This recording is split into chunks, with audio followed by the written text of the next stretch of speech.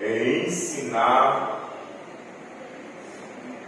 os cristãos que estão esperando a Cristo a como eles devem esperá-lo, segundo a paciência de Deus e a perseverança na fé, que Pedro indica que essa fé ela é muito mais preciosa do que o ouro que perece e é provado pelo fogo. Ele diz que a fé é mais preciosa do que o ouro que perece e é provado pelo fogo. E ele começa a dar instruções práticas acerca de uma vida esperançosa em Cristo. E ele traz à memória aquilo que Cristo fez pela igreja. E Cristo, ele fez muito pela igreja, sim ou não? Sim ou não? E ele começa a rememorar os feitos de Cristo pela sua igreja. E quando ele chega no versículo 18, ele lembra algo que não podemos esquecer jamais. Sabendo que não foi com coisas corruptíveis como ou ouro, prata ou ouro, é uma coisa pouquíssimo valiosa, sim ou não? É uma coisa pouquíssimo valiosa, sim ou não? Prata e ouro não tem nenhum valor, sim ou não? É valioso, sim ou não? Sim. Mas quando Pedro começa a comparar estes metais preciosos, quando Pedro começa a botar na balança os metais preciosos, prata e ouro, algo que muitos até hoje correm atrás. Se hoje corre-se atrás de prata e ouro, imagine na época de Pedro. Se é precioso hoje, imagine na época do apóstolo Pedro.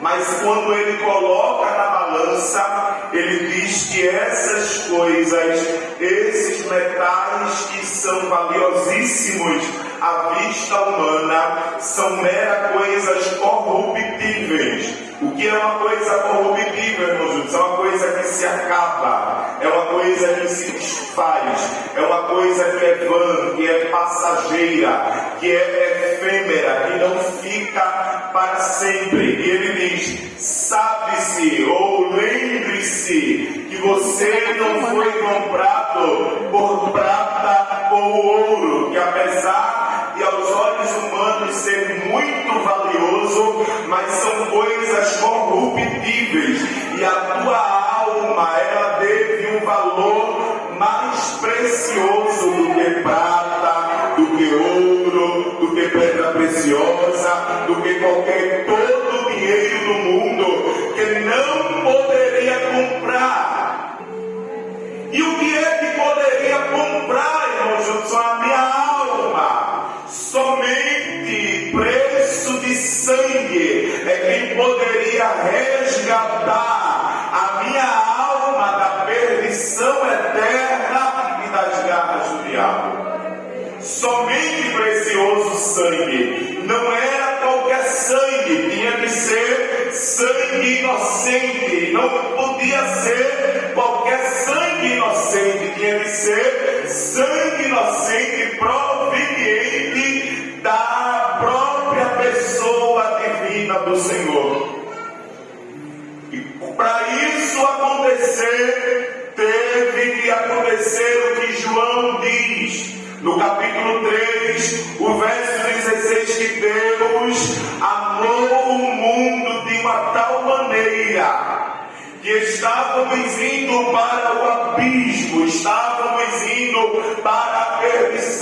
estávamos indo para a morte, estávamos condenados, mas Deus amou o mundo de tal maneira que Ele disse: eu quero resgatá-los da perdição eterna, eu quero mudar a trajetória da vida deles, eu quero dar um destino diferente para eles. Por isso Ele deu, Ele não emprestou, Ele não alugou, Ele não deu para Ele deu o seu Filho, o unigênito, para morrer em morte de cruz, para se entregar, derramar o seu sangue carmesim, precioso, puro, santo, para que eu e você pudéssemos ser resgatados da nossa maneira de viver. Não foi por pouco preço, foi preço de sangue. Não foi por coisa barata, foi sangue carmesim. Não foi por qualquer tostão, mas Ele entregou a sua vida pela minha e pela tua vida. É motivo de eu e você todos os dias olharmos e dizer: obrigado, Jesus. Obrigado, Jesus. Eu tenho salvação que foi garantida na cruz do Calvário pelo meu sacrifício. Sangue precioso, não sangue de animais, não sangue de bode ou sangue de ovelha, mas o precioso sangue de Cristo, como de um cordeiro imaculado. Na antiga aliança, o cordeiro ele tinha que ser imolado diante do sacerdote. O devedor, o pecador, tinha que confessar ou apresentar os seus pecados diante de um animal. E uma vez sendo feito isso, o animal era imolado, era morto. O sangue que era derramado era colhido e era aspergido sobre o altar, para que quando aquele animal fosse queimado, o sacrifício que estava sendo feito ali pudesse encobrir o pecado daquele homem, daquela pessoa. No entanto, após entregar o sacrifício, novamente o homem já estava devedor. Por quê? Porque era um sacrifício imperfeito, era um sacrifício passageiro, era um sacrifício que logo se acabava, não apagava os pecados, apenas o encobria. No entanto, para resolver essa pendência, o cordeiro foi imolado desde a fundação do mundo, em que não se achou nele mancha, não se achou nele pecado, não se achou nele mácula. Passou 3 anos apregoando a salvação, e quando foi conclamado a se oferecer em sacrifício, ele abre os braços no alto da cruz do meio e entrega o seu sangue precioso. E agora esse sacrifício não é mais passageiro, esse sacrifício não é mais incompleto, esse sacrifício agora não é apenas para esconder o pecado, não. O sangue vertido na cruz do Calvário, a partir do momento que ele toca a vida do mais vil pecador, os seus pecados são apagados e ele se torna mais alto do que a neve. Oh, aleluia! Oh, aleluia!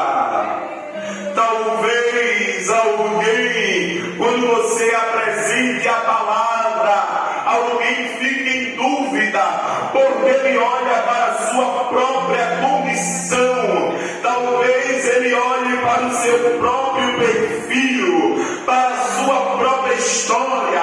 E o inimigo das nossas almas, ele é mentiroso, ele é astuto, ele é enganador desde o princípio dos tempos, e ele fica dizendo: você não serve para isso, você não serve para ele,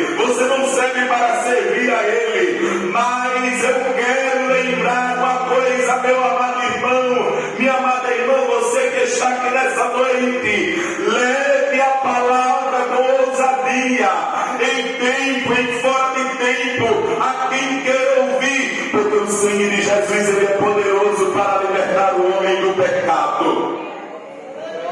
E aquele que se apropria dele, o apóstolo Paulo, quando escreve a carta aos Romanos, o capítulo 8, ele diz: nenhuma condenação há para aqueles que estão em Cristo Jesus. Uma vez banhado de sangue, a condenação não me alcança mais, a danação não me alcança mais.